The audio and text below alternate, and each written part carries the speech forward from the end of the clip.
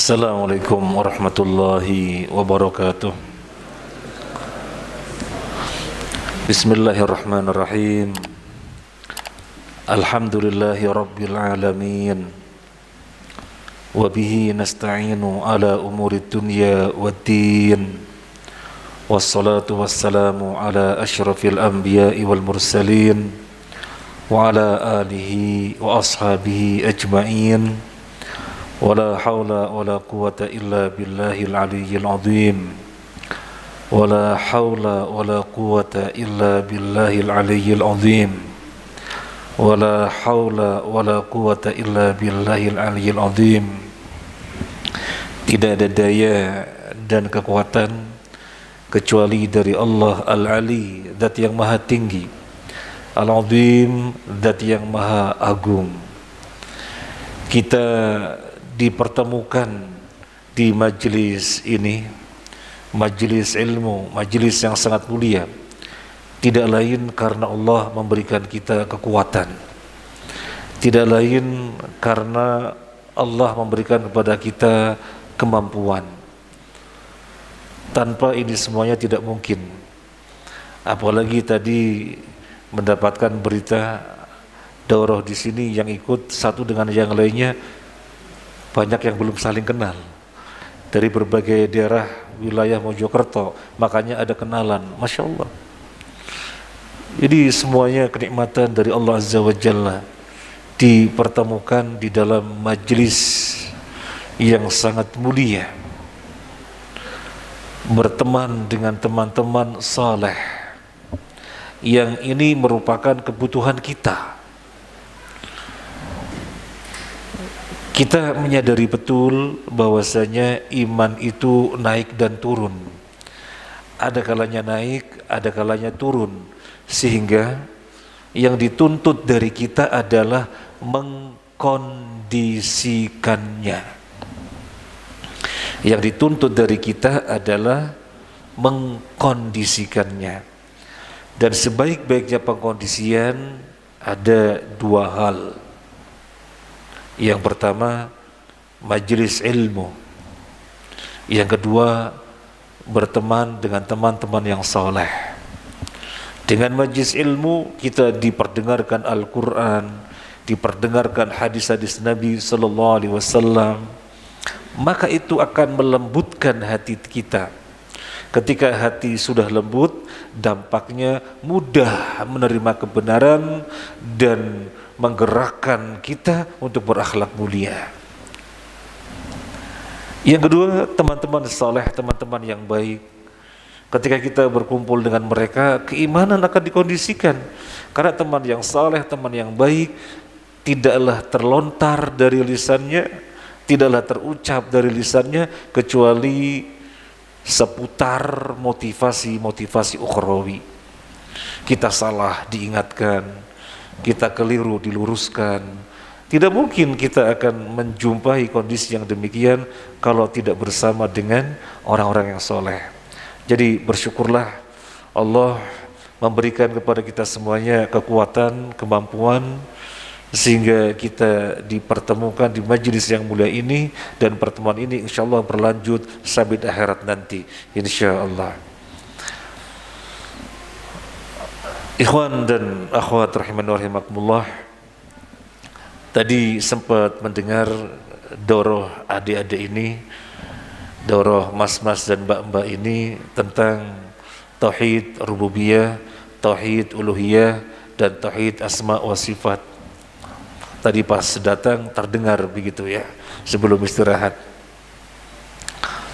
Tauhid rububiyah meyakini bahwasanya Allah satu-satunya zat yang terkait pengaturan, penciptaan, pengaturan, pemusnahan alam semesta. Yang berbuat hanya satu, itu Allah Azza wa Jalla. Meyakini Allah satu-satunya Tuhan belum cukup. Karena orang kafir ternyata mengakui Allah Tuhannya. Banyak di dalam Al-Quran Allah menginformasikan kepada kita bahwa orang-orang kafir Quraisy kalau ditanya siapa Tuhannya, Allah. Wala in sa'altahum man khalaqas samawati wal ardu la yaqulunna Allah. Kalau kamu bertanya kepada mereka, siapa yang menciptakan langit dan bumi? Mereka pasti menjawab Allah. Dan mereka merasa Tuhannya adalah Allah. Tapi Nabi memerangi mereka, berarti belum muslim. Makanya Nabi perangi. Butuh konsekuensinya. Apa konsekuensinya? Tadi sudah dijelaskan, yaitu tauhid uluhiyah. Kalau kita sudah bertauhid rububiyah, lakukanlah konsekuensinya, yaitu tauhid uluhiyah, agar semua peribadahan apapun yang zahir dan yang batin ditujukan kepada Allah semata. Kalau sudah bertauhid rububiyah dan sudah bertauhid uluhiyah, apakah sudah cukup? Belum. Perlu tauhid asma wa sifat.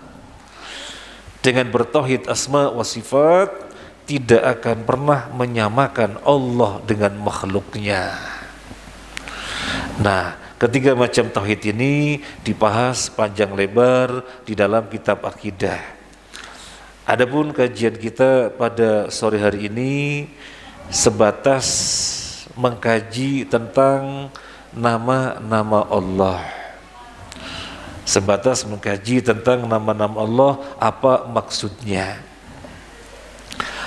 Kita tadi bawakan buku, saya tidak tahu cukup apa enggak ya, karena ini yang ada di mobil gitu ya, yang ada di mobil sudah dibawa, dan ternyata mendengar kajiannya tentang tauhid dengan pembagiannya, wis sekalian ngajinya ini saja. Ini yang ada di kendaraan, yang ada mobil. Mungkin sebagian nggak dapat ya, sebagian mungkin nggak dapat. Kenapa kita harus mengkaji al-asmaul husna? Paling tidak ada 3 alasan. Yang pertama adalah untuk membedakan kita dari orang kafir. Orang kafir mengenali Allah secara global saja, dan muslim diperintahkan mengenali Allah secara rinci. Orang kafir mengenal Allah. Orang kafir mengenal Allah, iya, tapi yang dikenal hanya Allah saja. Lafaz Allah saja itu yang dikenal. Ar-Rahman, Ar-Rahim, dan yang lainnya Al-Malik, Al-Quddus, As-Salam, Al-Mu'min, Al-Muhaimin, Al-Aziz, Al-Jabbar, Al-Mutakabir, gak dikenal. Jadi kenalnya hanya Allah saja. Makanya di dalam surat Al-Furqan ayat 60 ya, halaman 1. Di dalam surat Al-Furqan ayat 60, wa idza qila lahum usjudu lirrahman qalu wa marrahman. Ketika dikatakan kepada mereka, sujudlah kalian kepada Ar-Rahman, mereka menjawab, siapa Ar-Rahman itu? Jadi mereka kenal hanya Allah saja. Nama yang berupa Ar-Rahman, Ar-Rahim, dan yang lainnya gak kenal. Kemudian di dalam perjanjian Hudaybiyah, perjanjian Nabi SAW dengan pihak kafir Quraisy, diwakili oleh Sahal bin Amru yang waktu itu masih kafir. Mengawali perjanjian, Nabi SAW katakan kepada Ali bin Abi Thalib radhiyallahu an, juru tulisnya, Ali, tulis Bismillahirrahmanirrahim. Itu bisa dilihat di halaman 2. Kemudian Sahal bin Amru mengatakan, tulis saja Bismikallahumma, karena dia nggak merasa kenal Ar-Rahman. Siapa Ar-Rahman? Ar-Rahim nggak kenal. Kalau Allah kenal, maka tulis saja Bismillah, tulis saja Bismikallahumma. Sebenarnya para sahabat marah dengan dibuang Ar-Rahman dan Ar-Rahim, tapi ini kan sedang melakukan kesepakatan untuk diambil keputusan bersama, maka Nabi mengalah. Baik Ali, tulis saja Bismikallahumma. Ini menunjukkan mereka hanya mengenal nama yang berupa Allah saja, yang lain-lainnya tidak kenal. Kemudian alasan yang ketiga, pada halaman 3 ada hadis Abu Hurairah yang dikeluarkan oleh Imam Ibnu Hibban dan Imam Al-Hakim. Rasulullah SAW bersabda, Inna lillahi tis'atan wa tis'ina isman mi'atan illa wahida man ahsaha dakhalal jannah. Sesungguhnya Allah memiliki 99 nama, 100 kurang 1, yang siapa menghafalnya niscaya masuk surga. Berapa nama Allah? Berapa nama Allah? Nama Allah banyak sekali. Berapa? Allahu a'lam. Tapi Nabi bersabda 99 itu yang disayembarakan. Sesungguhnya Allah memiliki 99 nama yang siapa menghafalnya niscaya masuk surga. Jadi 99 ini yang disayembarakan. Mungkin ada yang belajar nahwu bisa juga ditinjau dari sisi nahwu. Inna lillahi tis'atan wa tis'ina isman. Ini kan nakirah. Man ahsaha dakhalal jannah. Ahsaha ini kan fi'il. Isim nakirah yang selanjutnya ada fi'il atau bertemu dengan fi'il, maknanya adalah na'at, maknanya adalah sifat. Bahasa kita yang. Jadi kalau diterjemahkan, sesungguhnya Allah memiliki 99 nama yang siapa menghafalnya niscaya masuk surga. Jadi 99 ini yang disayembarakan. Yang tidak disayembarakan tentunya masih sangat banyak sekali. Jumlah nama Allah berapa? Allahu a'lam. Sama misalnya saya pas nggak bawa duit ya. Ini bayangkan saya megang duit 50.000, dibayangkan saja ya. Dibayangkan saya punya uang 50.000 yang siapa bisa jawab saya kasih. Apa berarti saya punya hanya 50.000? Enggak, 50.000 ini yang terkait dengan pertanyaan. Siapa yang bisa jawab saya kasih. Di dompet saya masih ada. Berarti bukan cuma 50.000. Nah, jadi nama Allah itu sangat banyak sekali. Berapa Allahu a'lam. Adapun yang disayembarakan 99. Ini menunjukkan perintah bahwasanya kita harus mempelajarinya.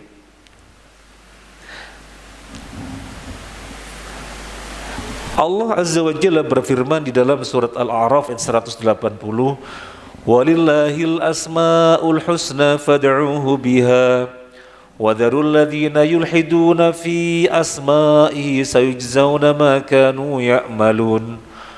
Allah memiliki al-asma'ul husna, panggil dia dengan nama-nama tersebut. Gimana kita memanggilnya kalau kita tidak mempelajarinya?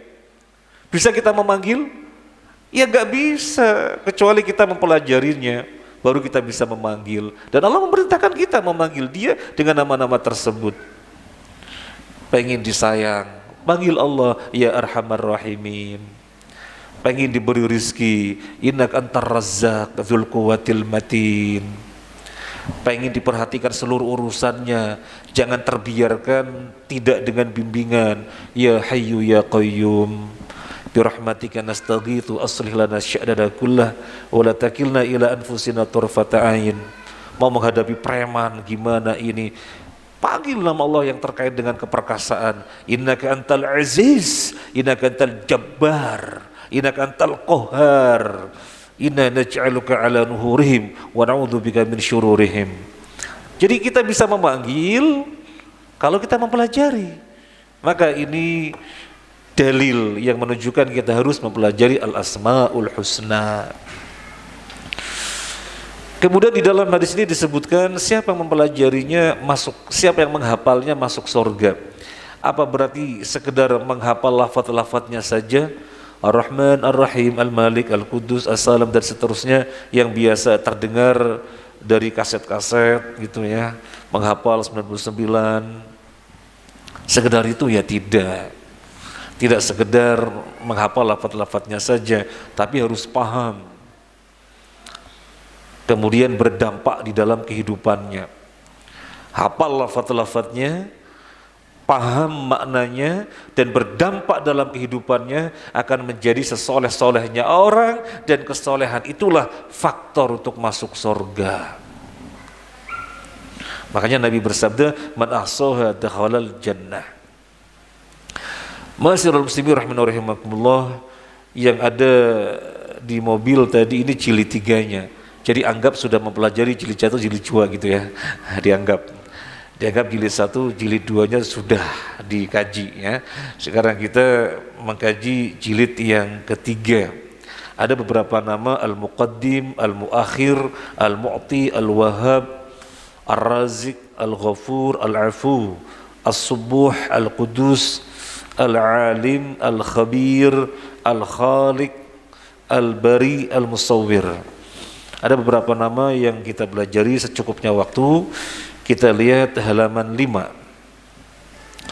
Allah memiliki nama Al-Muqaddim dan Al-Muakhir.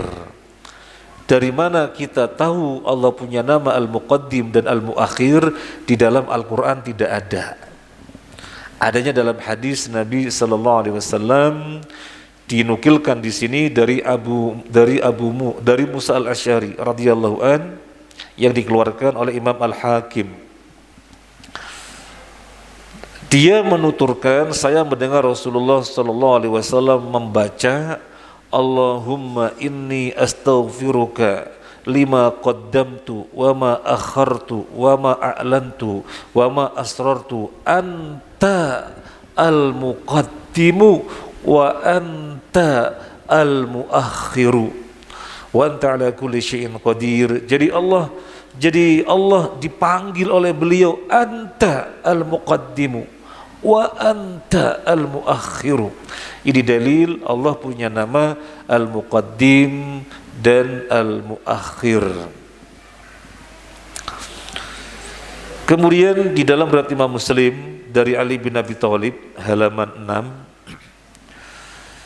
6, Nabi memanjatkan doa, Allahumma firli ma qaddamtu wa ma akhartu wa ma asrartu wa ma a'lantu wa ma asraftu wa ma anta a'lamu bihi minni anta al-muqaddimu wa anta al-muakhiru la ilaha illa anta. Jadi dalilnya jelas, Allah punya nama Al-Muqaddim dan Allah punya nama Al-Muakhir. Kemudian sebelum memahami apa maksud nama ini bagi Allah, kita akan melihat sisi bahasa terlebih dahulu, karena biasanya akan memudahkan kita untuk memahami nama demi nama dengan melihat sisi bahasa dulu. Dan kalau kita melihat penjelasan para ulama yang menjelaskan nama-nama Allah, selalu memulainya dari sisi bahasa. Termasuk dilihat di postingan-postingan YouTube, para ulama yang menjelaskan Al-Asma'ul Husna biasanya dimulai dari sisi bahasa dulu, karena akan memudahkan. Baik, Al-Muqaddim dan Al-Muakhir. Secara bahasa, Al-Muqaddim artinya mendahului atau mendahulukan. Al-Muqaddim, mendahului atau mendahulukan. Kemudian Al-Muakhir kebalikannya, yaitu mengakhiri atau mengakhirkan. Allah Al-Muqaddim, zat yang mengakhiri atau zat yang mengakhirkan. Ini sisi bahasa. Baik, setelah sisi bahasa jelas, tidak terlalu kita perlebar ya, kita singkat saja nulis sisi bahasanya, karena bukunya juga buku tipis, buku saku. Sekarang poin yang berikutnya, Al-Muqaddim dan Al-Muakhir sebagai nama Allah, maksudnya apa? Al-Muqaddim dan Al-Muakhir sebagai nama Allah maksudnya apa? Kita nukilkan penjelasan Imam Al-Khuttabi halaman 7. Kurang lebihnya berikut ini. Saya tulis kurang lebihnya karena saya terjemahkan secara bebas ya. Saya terjemahkan secara bebas, tidak per kata tetapi secara bebas. Tidaklah Allah mendahulukan atau mengakhirkan sesuatu kecuali hal itu sesuai pada tempat yang semestinya. Allah mendahulukan.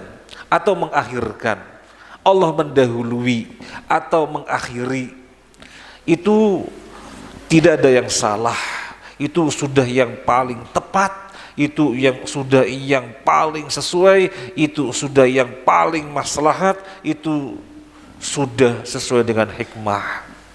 Lebih lanjut, Allah Al-Muqaddim, Dia mendahulukan takdir-takdir seluruh makhluk sebelum menciptakannya.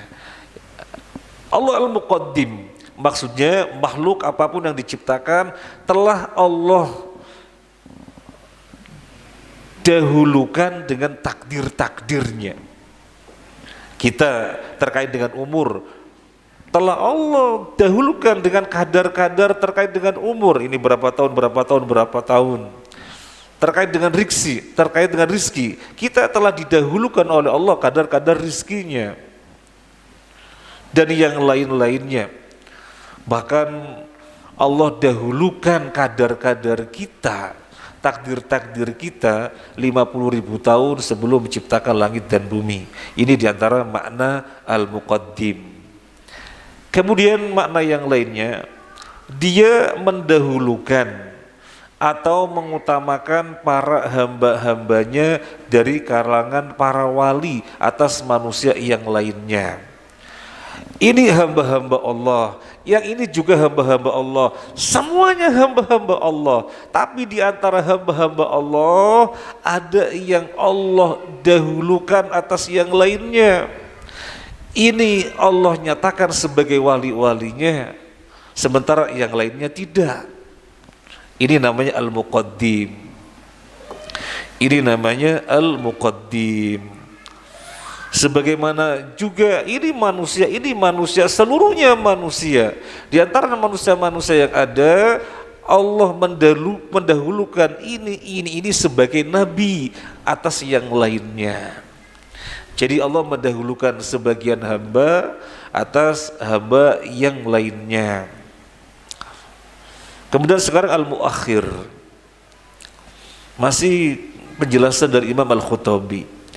Allah Al-Muakhir, Allah mengakhirkan derajat-derajat orang yang dikehendaki atas manusia yang lainnya. Semuanya manusia, semuanya hamba-hamba Allah, sebagian derajatnya Allah akhirkan, padahal yang lainnya Allah dahulukan derajatnya, tapi yang lainnya diakhirkan. Dia menunda sesuatu untuk tidak terjadi terlebih dahulu berdasarkan ilmunya bahwa ditundanya tersebut tidak lain untuk suatu hikmah. Orang berikhtiar, yang lainnya juga berikhtiar, sama-sama ikhtiar, jam ikhtiarnya juga sama, semangat ikhtiarnya juga sama, tetapi orang ini Allah akhirkan keberhasilannya, padahal yang lainnya Allah wujudkan keberhasilannya, tapi orang yang ini Allah tunda, Allah akhirkan keberhasilannya meskipun ikhtiarnya sama, untuk suatu hikmah. Gak ada yang salah, karena tidak ada yang kurang, tidak ada yang aib, tidak ada yang keliru dari perbuatan Allah. Ketika Allah menunda atau mengakhirkan sebagian hamba atas hamba yang lainnya, itu untuk suatu hikmah. Kemudian sekarang Imam An-Nawawi halaman 9. Ini ngajinya agak serius ya. Nah, ini ngajinya agak serius, butuh gitu, mengernyit dengan kening. Imam An-Nawawi rahimahullah mengatakan, dia mendahulukan seseorang untuk meraih rahmatnya dengan taufiknya dan mengakhirkan orang lain dari meraih rahmatnya karena suatu kehinaan yang diperbuatnya. Sama-sama muslim, tetapi sebagian muslim Allah dahulukan meraih rahmat karena Allah memberinya taufik. Tapi sebagian yang lain Allah tunda, Allah akhirkan meraih rahmat karena suatu kehinaan yang dia perbuat. Dari sini kita jadi ingat di antara statement para ulama, apa yang menjadikan kita tidak bisa bangun untuk qiyamul lail. Yang lainnya bisa pada bangun qiyamul lail, kok kita tidak bangun. Yang berarti Allah tunda kita untuk meraih rahmatnya, tidak qiyamul lail. Ya bisa jadi karena suatu kehinaan yang kita perbuat. Kita berbuat dosa, kemaksiatan, sehingga Allah tunda untuk meraih rahmatnya. Padahal yang lain-lainnya bisa dengan mudah qiyamul lail. Nah ini diantara makna al-muqaddim dan al-muakhir sebagaimana dijelaskan oleh Imam An-Nawawi. Sekarang Imam Ibnul Qayyim, masih halaman 9. Imam Ibnul Qayyim, beliau mengatakan Allah ketika mendahulukan atau mengakhirkan sesuatu ada kalanya secara kauniyah dan ada kalanya secara syar'iyah. Ini Imam Ibnul Qayyim. Allah ketika mendahulukan sebagai al-muqaddim atau Allah ketika mengakhirkan sebagai al-muakhir senantiasa ditinjau dari dua sisi, kauniyah dan syar'iyah. Sisi kauniyah maksudnya apa? Sisi kauniyah maksudnya mendahulukan atau mengakhirkan yang terkait dengan hukum kausalitas. Jadi bisa dinalar dengan akal.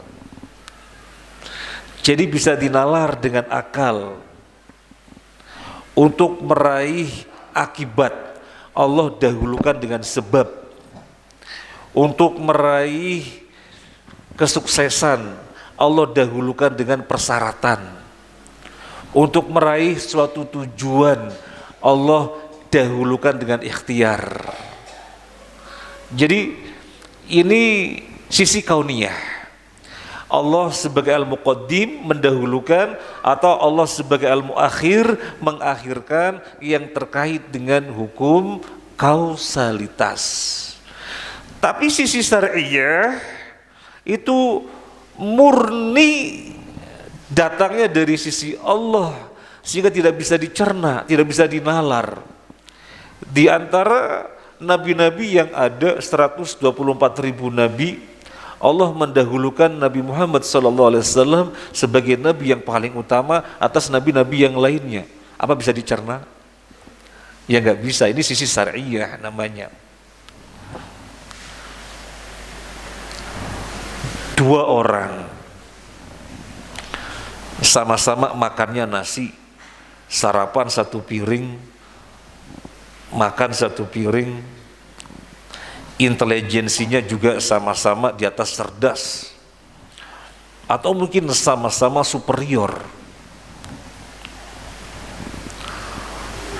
bareng menghafalkan Al-Quran. Tapi si fulan A bisa cepat dan kuat hafalannya, gak lupa-lupa.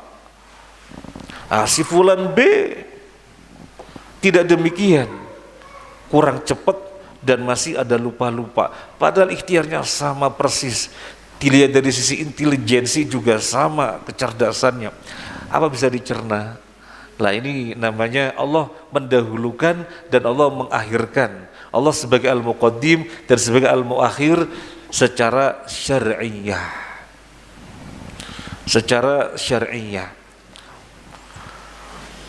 Ma'asyiral muslimin rahimani wa rahimakumullah. Dari memahami Allah al-muqaddim dan Allah al-muakhir, kita harus tadabbur. Karena jangan sampai kita memahami nama-nama Allah tidak sampai pada tadabbur. Jangan sampai. Karena kan yang diharapkan dari memahami nama-nama Allah, di mana kita disuruh memanggil Dia dengan nama-nama tersebut, karena kita memahaminya. Apa yang bisa kita pahami? Di antaranya Ini tadabbur kita. Yang pertama, Allah Al-Muqaddim dan Allah Al-Muakhir. Kata Ibnul Qayyim, ada kalanya sisi kauniyah, ada kalanya sisi syar'iyah. Kalau sisi syar'iyah ya sudahlah, itu bukan wilayah kita, karena nggak bisa dicerna, nggak bisa dinalar. Wilayah kita adalah sisi kauniyah. Kalau ada apa-apa, kita pengen berhasil, harus semangat ikhtiar. Harus semangat ikhtiar. Dan Allah wujudkan hasilnya. Allah Al-Muqaddim. Sudah ikhtiar sedemikian rupa, tapi Allah tunda keberhasilannya. Allah Al-Muakhir. Dan Allah ketika sebagai Muqaddim atau sebagai Muakhir, semuanya adalah yang paling tepat, paling baik, dan kita pun tidak merasa rugi dari ikhtiarnya kita. Orang yang memahami Allah Al-Muqaddim dan Allah Al-Muakhir tidak akan pernah putus asa. Bagaimana putus asa? Sementara Allah Al-Muqaddim mendahulukan suatu keberhasilan dengan persyaratan, mendahulukan suatu akibat dengan sebab, sehingga terus berbuat. Dan Allah sudah tegaskan di dalam Al-Quran, wala tai'asu min rauhillah. Janganlah kalian berputus asa dari rahmat Allah. Ma'asyiral muslimin rahimani wa rahimakumullah, ini terkait dengan Al-Muqaddim dan Al-Muakhir. Sekarang kita melanjutkan nama Allah yang berikutnya, halaman 11. Allah Al-Mu'ti, Allah Al-Wahhab, Allah Ar-Razik. Ini sampai sekarang saya baru nulis jilid 8, dan jilid 8 juga baru naik cetak, mungkin beberapa hari lagi selesai. Kita mencoba menyambut sayembara Nabi sampai 99. Kalau mau kita lihat dari Al-Quran, dari hadis, oh banyak sekali, ada berapa 100 berapa banyak sekali. Tapi kita mencoba yang berkemudahan, yang penting 99. Ya, itu yang dicoba dalam Al-Quran dan hadis 100 sekian, belum yang tidak Allah informasikan. Intinya kita menyambut sayembaranya sampai 99. Sekarang Al-Mu'ti, Al-Wahhab, Ar-Razik. Dari mana kita mengetahui Allah memiliki nama Al-Mu'ti? Dalam Al-Quran tidak ada. Adanya dalam hadis, halaman 12, hadis Al-Bukhari dari Muawiyah radhiyallahu an. Beliau sallallahu alaihi wasallam bersabda, man yuridillahu bi khairan yufaqihu fid din, wallahu al-mu'ti wa ana al-qasim. Jadi Nabi menyatakan, wallahu al-mu'ti wa ana al-qasim. Ini dalil Allah punya nama Al-Mu'ti. Sekarang Al-Wahhab. Sekarang Al-Wahhab. Di dalam Al-Quran ada beberapa. Misalnya dalam Al-Imran, Rabbana la tuzigh qulubana ba'da idh hadaitana wa hab lana min ladunka rahmah innaka antal wahhab. Innaka anta Al-Wahhab. Allah menyatakan dirinya punya nama Al-Wahhab. Kemudian Ar-Razik, halaman 13. Ar-Razik, di antaranya ada dalam surat Al-Jumu'ah ayat 11. Qul ma indallahi khairum minal lahwi wa minat tijarah wallahu khairur raziqin. Wallahu khairur raziqin. Allah Ar-Raziq. Ada juga di dalam hadis bahwasanya Allah punya nama Ar-Raziq di dalam hadis Abu Dawud. Nabi SAW bersabda, innallaha huwa al-musa'ir al-qabid al-basit Ar-Raziq. Jelas Allah punya nama Ar-Raziq. sudah kita sebutkan dalil untuk 3 nama, Al-Mu'ti, Al-Wahhab, Ar-Razik. Jadi dalilnya sudah jelas. Sekarang kita akan melihat sisi bahasa. Sebelum memahami nama-nama ini, kita lihat sisi bahasa terlebih dahulu. Al-Mu'ti, apa bahasa Indonesianya? Al-Mu'ti, kita punya kawan namanya Abdul Mu'ti, hambanya Al-Mu'ti. Al-Mu'ti artinya apa? Memberi. Al-Wahhab, memberi juga. Ar-Razik, memberi rizki. Apa bedanya? Nah, ini mesti ada bedanya, karena masing-masing sebagai nama tersendiri, maka pasti ada maksudnya sendiri-sendiri. Demikian dikatakan oleh Syekh Utsaimin dan para ulama yang lainnya ketika menjelaskan Al-Asmaul Husna. Baik, sekarang kita melihat halaman 14. Al-Mu'ti berasal dari masdar al-ata, artinya yang memberi. Artinya yang memberi. Kemudian Al-Wahhab berasal dari masdar hibah, pemberian. Kan biasanya antum suka-suka bilang ini hibah apa wakaf. Ini hibah apa wakaf? Hibah. Jadi Al-Wahhab berasal dari masdar hibah. Yang sudah belajar sorof tentunya tahu apa itu masdar. Barangkali pendekatannya begini dalam bahasa Indonesia. Penulis masdarnya adalah tulis. Penyapu masdarnya adalah sapu. Kemudian apa lagi? Penolong masdarnya adalah tolong. Itu namanya masdar. Nah, sekarang Al-Mu'ti masdarnya adalah Al-Ata, artinya pemberian. Berarti Al-Mu'ti yang memberi. Al-Wahhab masdarnya adalah hibah. Berarti Al-Wahhab yang memberi, hibah pemberian. Berarti Al-Wahhab yang memberi. Kalau Ar-Razik masdarnya adalah rizkun, artinya rizki. Berarti Razik yang memberi rizki. Ya, ini secara bahasa. Sekarang mari kita memahami ketiga nama ini sebagai nama Allah. Mari kita memahami ketiga nama ini sebagai nama Allah.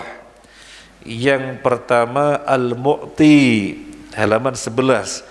Apa maksudnya Allah Al-Mu'ti? Maksudnya apa? Maksudnya adalah Allah zat yang maha pemberi secara mutlak. Tidak ada siapapun yang bisa menghalangi sesuatu kalau dia memberi. Dan tidak ada siapapun yang bisa memberi kalau dia menghalangi. Karena dia pemberi mutlak, maka dialah Tuhan. Gak ada siapapun selain Allah sebagai pemberi mutlak. Gak ada. Gak ada. Gak ada. Pemberi mutlak adalah Allah. Dan ini suka-suka kita tegaskan setelah kita salat. Allahumma la mani'a lima a'taita wa la mu'tiya lima mana'ta. Jadi dari memahami Al-Mu'ti sebagai nama bagi Allah, yang maksudnya adalah dia maha pemberi secara mutlak. Kalau dia memberi, gak ada siapapun yang bisa menghalang-halangi. Dan kalau dia menghalang-halangi, gak ada siapapun yang bisa memberi. Dan yang demikian tidak ada yang bisa kecuali Allah, maka dialah Tuhan. Gak ada Tuhan selain dia, karena yang memiliki sifat demikian hanya Allah Al-Mu'ti, hanya Allah saja. Kemudian Al-Wahhab, artinya Allah zat yang maha pemberi, sama seperti Al-Mu'ti. Tapi Al-Wahhab, Allah zat yang maha pemberi sesuatu yang istimewa. Kalau Al-Mu'ti, Allah zat yang maha memberi, sifatnya umum. Allah lah zat yang maha pemberi secara mutlak, sifatnya umum. Tapi kalau Al-Wahhab maknanya khusus.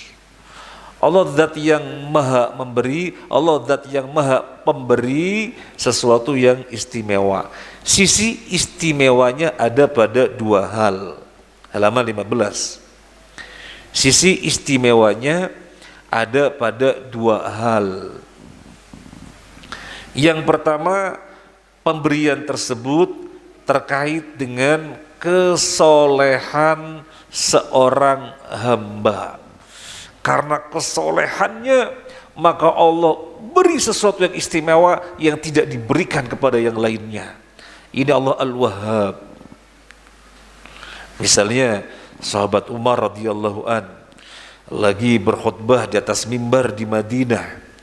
Kemudian Allah perlihatkan kondisi pasukannya yang dikirim, Sariyah, pasukan yang dikirim, Allah perlihatkan. Maka dari atas mimbar Umar bin Khattab mengomandoi, ya Sariyah al-Jabal. Ketika itu pasukannya yang berada di suatu negeri yang mana beliau mengirimnya ke sana mendengar suara menggema, ya Sariyah al-Jabal. Mereka pun merapat ke gunung.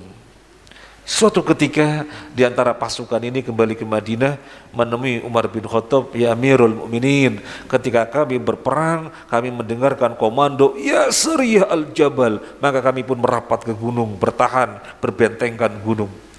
Umar bin Khattab jadi ingat, Allahu Akbar, ketika itu mengomandoi dari Madinah. Ini pemberian dari Allah yang luar biasa. Tapi Umar bin Khattab dalam sebuah riwayat mengatakan kalau terjadi lagi berarti dari setan. Ini bab karomah, bahwasanya karomah tidak dipelajari dan tidak dikehendaki. Kalau misalnya bacaan nggak mempan, karomah, bukan, itu dikehendaki. Karomah tidak dikehendaki. Tembakan, dor, nggak mempan kan? Karomah, bukan, karomah itu tidak dikehendaki. Karomah tidak lain adalah mukjizat. Sebagaimana mukjizat terjadi pada Nabi, maka karomah terjadi pada orang pengikut ajaran Nabi yang setia. Kalau Allah menghendaki akan muncul pada dirinya karomah. Jadi tidak dikehendaki. Dalilnya misalnya tentang Nabi Musa.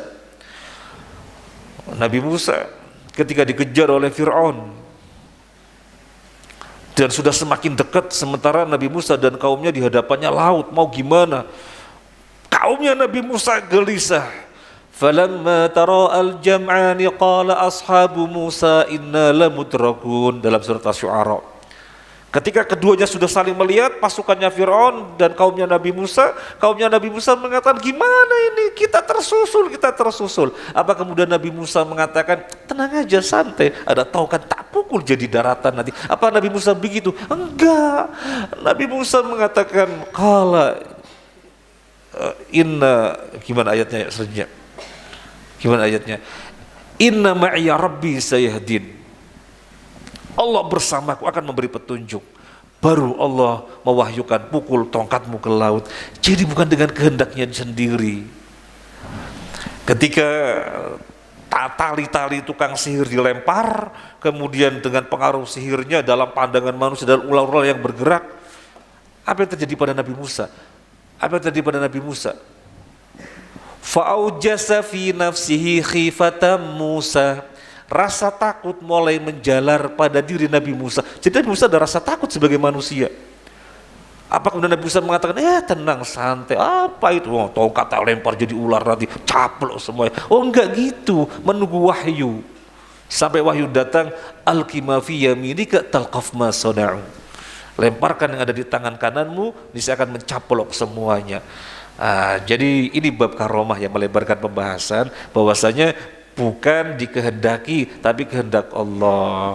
Jadi yang di TV-TV atau dimanapun dibacok nggak mempan, didemonstrasikan, ditembak nggak mempan, makan beling, itu semuanya dikehendaki. Berarti bukan karomah. Kalau bukan karomah berarti apa? Sihir. Ya, jangan tertipu. Nah, jadi ini Al-Wahhab, Allah Maha memberi secara khusus. Sisi yang pertama karena kesolehan seorang hamba.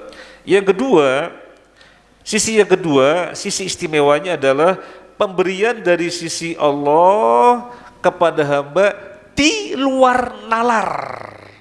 Jadi pemberian yang luar biasa, nalar gak bisa mencerna.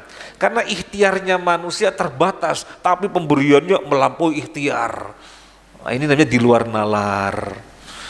Misalnya pemberian kepada Nabi Sulaiman, itu pemberian di luar nalar, pemberian yang istimewa. Makanya doanya Nabi Sulaiman bagaimana? Dalam surat Shad ayat 35. Qala rabbi habli qala rabbi firli wa habli mulkan la yanbaghi li ahadin min ba'di innaka antal wahhab. Ya Allah, ampunilah aku dan berilah aku kerajaan yang tidak pernah diraih oleh orang siapapun setelahku. Innaka antal wahhab. Karena permintaannya permintaan yang nggak bisa dinalar oleh akal, meminta kerajaan yang jangan ada seorang pun setelahnya memiliki kerajaan sehebat itu. Allah berikan. Kendaraannya bukan jet tempur, kendaraannya angin. Pasukannya bukan sekedar manusia, pasukannya jin. Dan mata-matanya bukan dari bangsa manusia saja, dari burung-burung dan yang lainnya. Jadi kerajaan yang luar biasa. Allah dipanggil dengan nama apa? Al-Wahhab, karena pemberian yang luar biasa di luar nalar. Ini pengertian Al-Wahhab. Kemudian lihat halaman 17. Penjelasan nama Allah Al-Wahhab, yaitu memberi yang luar biasa di luar nalar. Surat Al-Furqan ayat 74. Walladzina yaquluna rabbana hab lana min azwajina wa dhurriyyatina qurrata a'yun waj'alna lil muttaqina imama. Kita memohon kepada Allah biar diberikan pasangan-pasangan yang menyejukkan mata dan keturunan yang menjadi imam bagi muttaqin. Kalau menjadi imam atas suatu kekuasaan dilarang oleh Nabi. Meminta jabatan, meminta jadi pemimpin dilarang oleh Nabi, tapi meminta menjadi imam terkait kesolehan diperintahkan. Waj'alna lil muttaqina imama, dan jadikanlah kami imam bagi orang-orang muttaqin. Ini memohonnya dengan lafaz apa? Hab.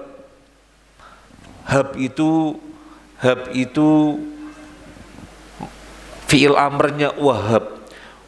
Wahiba yahabu hibatan wa mauhiban fahuwa wahabun wa dzaka mauhubun. Hab.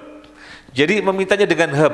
Rabbana hab lana. Kenapa tidak Rabbana a'tina, tapi hab? Karena ini permintaan di luar nalar. Gimana orang bisa melakukan pasangan-pasangan yang menyejukkan mata, keturunan-keturunan yang soleh? Ini kan hak Allah untuk menjadikan penyejuk-penyejuk mata bagi kita, untuk menjadikan keturunan kita soleh solihah. Maka ini sesuatu yang luar biasa. Upaya kita apa sih? Ikhtiar kita apa sih? Ikhtiar kita sebatas menyekolahkan, ngajari, tapi kemudian bisa menjadi anak soleh solehah seperti itu, istri yang menyejukkan mata, karena Allah memberikan sesuatu yang luar biasa. Makanya kalau punya putra putri soleh solihah jangan diremehkan. Ini di dalam ayat kita memohonnya dengan redaksi hab, di mana Allah Al-Wahhab, pemberian yang luar biasa. Sehingga kalau misalnya suatu ketika nggak ada duit, suatu ketika misalnya nggak ada duit, suatu ketika ada yang kurang-kurang, lihat anak-anak yang soleh solihah, masya Allah, anak yang soleh solihah, ini pemberian yang luar biasa, di mana Allah adalah Al-Wahhab. Nah, ini Al-Wahhab. Jadi pemberian yang luar biasa dari dua sisi. Yang sisi pertama, karena kesolehan seorang hamba, maka Allah kasihkan lebih yang tidak diberikan kepada yang lainnya. Sisi yang kedua adalah Allah memberikan sesuatu yang besar di luar nalar ikhtiar. Kemudian Ar-Razik. Apa maksudnya Ar-Razik? Maksud Ar-Razik adalah Allah zat yang maha memberi rizki. Tidak ada makhluknya di muka bumi dan dimanapun berada yang tidak Allah jamin rizkinya.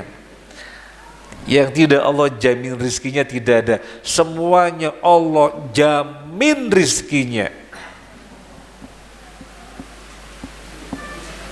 Sehingga masing-masing makhluk yang diciptakan Allah ilhamkan, Allah hantarkan kepada perkara-perkara yang merupakan kemaslahatannya. Sudah maghrib, ya sedikit lagi. Rerumputan di atas bebatuan, ini contoh yang paling gampang. Rerumputan di atas bebatuan, dipikir-pikir, dilihat-lihat, dari mana dapat airnya ya? Padahal nggak ada makhluk hidup kecuali pasti butuh air. Ternyata Allah sudah ciptakan dia memiliki akar yang sampai kepada sumber air. Padahal hidupnya di bebatuan. Dan yang lain-lainnya, misalnya perjalanan dari Madinah ke Mekah, perjalanan melalui padang pasir, ya lembah-lembah, bebatuan. Di sana ada monyet-monyet hidup. Jadi hidupnya di tengah padang bebatuan. Kalau dipikir-pikir, dari mana makannya kok hidup di sana? Dapat pisang dari mana? Uang bebatuan semacam itu. Ternyata Allah hantarkan mereka kepada rizkinya. Di dalam waktu tertentu mereka datang ke jalan, mendapatkan pisang di jalan-jalan. Jadi tidak melulu di padang pasir, Allah hantarkan kepada rizkinya. Nah ini Ar-Razik. Intinya tidak ada yang Allah tidak jamin rizkinya. Burung tidak punya pena, tidak punya cangkul. Setiap hari kenyang, karena Allah jamin rizkinya. Maka kita yang punya akal, yang ini merupakan alat tool yang lebih dari semua makhluk, kita sesungguhnya harus lebih hebat. Karena kalau kita tidak hebat, berarti yang salah kitanya. Karena Allah Ar-Razik, ya, Allah Ar-Razik, zat yang maha memberi, zat yang menjamin seluruh rizki makhluknya. Ini saja, semoga bermanfaat. Yang lain-lainnya belum kebahas ya. Terima kasih dan mohon maaf, semoga bermanfaat. Subhanakallahumma wa bihamdika asyhadu an la ilaha illa anta astaghfiruka wa atubu ilaik. Wassalamualaikum warahmatullahi wabarakatuh.